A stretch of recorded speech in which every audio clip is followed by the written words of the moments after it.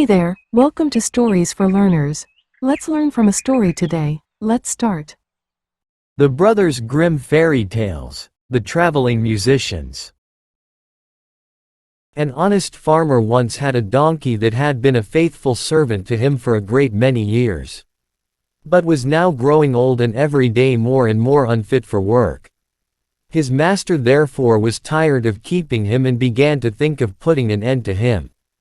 But the donkey, who saw that some mischief was in the wind, took himself slyly off, and began his journey towards the great city.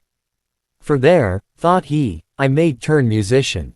After he had traveled a little way, he spied a dog lying by the roadside and panting as if he were tired. "What makes you pant so, my friend?" said the donkey. "Alas," said the dog, "my master was going to knock me on the head, because I am old and weak, and can no longer make myself useful to him in hunting, so I ran away, but what can I do to earn my livelihood?" "Hark ye," said the donkey, "I am going to the great city to turn musician. Suppose you go with me, and try what you can do in the same way."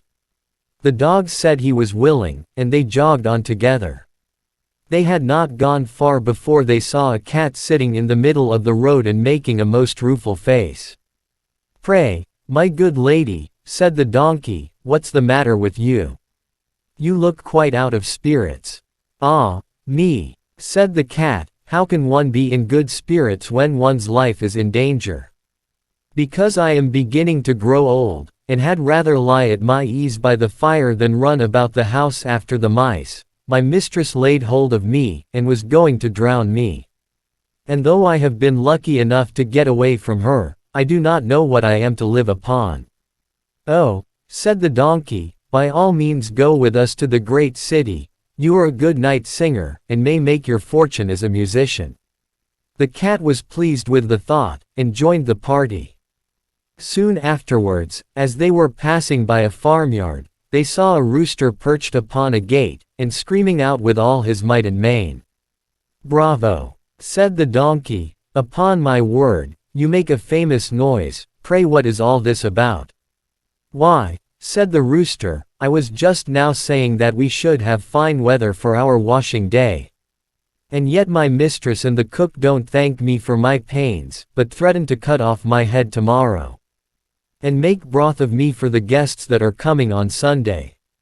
"Heaven forbid," said the donkey, "come with us, Master Rooster, it will be better, at any rate, than staying here to have your head cut off.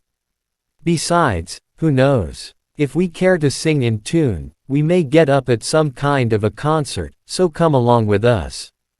"With all my heart," said the rooster, so they all four went on jollily together. They could not, however, reach the great city the first day, so when night came on, they went into the woods to sleep. The donkey and the dog laid themselves down under a great tree, and the cat climbed up into the branches, while the rooster, thinking that the higher he sat the safer he should be, flew up to the very top of the tree, and then, according to his custom, before he went to sleep, looked out on all sides of him to see that everything was well. In doing this, he saw afar off something bright and shining, and calling to his companions said, "There must be a house no great way off, for I see a light." "If that be the case," said the donkey, "we had better change our quarters, for our lodging is not the best in the world. Besides," added the dog, "I should not be the worse for a bone or two, or a bit of meat." So they walked off together towards the spot where the rooster had seen the light, and as they drew near it became larger and brighter, till they at last came close to a house in which a gang of robbers lived. The donkey, being the tallest of the company, marched up to the window and peeped in. "Well, donkey," said the rooster, "what do you see?" "What do I see?" replied the donkey. "Why, I see a table spread with all kinds of good things, and robbers sitting round it making merry." "That would be a noble lodging for us," said the rooster. "Yes," said the donkey, "if we could only get in." So they consulted together how they should contrive to get the robbers out, and at last they hit upon a plan. The rooster placed himself upright on his hind legs, with his forefeet resting against the window. The dog got upon his back. The cat scrambled up to the dog's shoulders, and the rooster flew up and sat upon the cat's head. When all was ready, a signal was given, and they began their music. The donkey brayed, the dog barked, the cat mewed, and the rooster screamed. And then they all broke through the window at once, and came tumbling into the room, amongst the broken glass, with a most hideous clatter. The robbers, who had been not a little frightened by the opening concert, had now no doubt that some frightful hobgoblin had broken in upon them, and scampered away as fast as they could. The coast once clear, our travelers soon sat down and dispatched what the robbers had left, with as much eagerness as if they had not expected to eat again for a month. As soon as they had satisfied themselves, they put out the lights, and each once more sought out a resting place to his own liking. The donkey laid himself down upon a heap of straw in the yard, the dog stretched himself upon a mat behind the door. The cat rolled herself up on the hearth before the warm ashes, and the rooster perched upon a beam on the top of the house. And, as they were all rather tired with their journey, they soon fell asleep. But about midnight, when the robbers saw from afar that the lights were out and that all seemed quiet, they began to think that they had been in too great a hurry to run away, and one of them, who was bolder than the rest, went to see what was going on. Finding everything still, he marched into the kitchen, and groped about till he found a match in order to light a candle.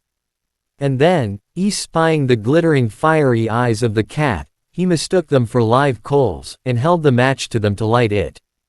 But the cat, not understanding this joke, sprang at his face, and spat, and scratched at him. This frightened him dreadfully, and away he ran to the back door, but there the dog jumped up and bit him in the leg. And as he was crossing over the yard the donkey kicked him, and the rooster, who had been awakened by the noise, crowed with all his might. At this the robber ran back as fast as he could to his comrades, and told the captain how a horrid witch had got into the house, and had spat at him and scratched his face with her long bony fingers. How a man with a knife in his hand had hidden himself behind the door, and stabbed him in the leg. How a black monster stood in the yard and struck him with a club, and how the devil had sat upon the top of the house and cried out, "Throw the rascal up here." After this the robbers never dared to go back to the house. But the musicians were so pleased with their quarters that they took up their abode there. And there they are, I dare say, on this very day. Thank you all for joining me today. I hope you enjoy the story. I wish you all a wonderful day.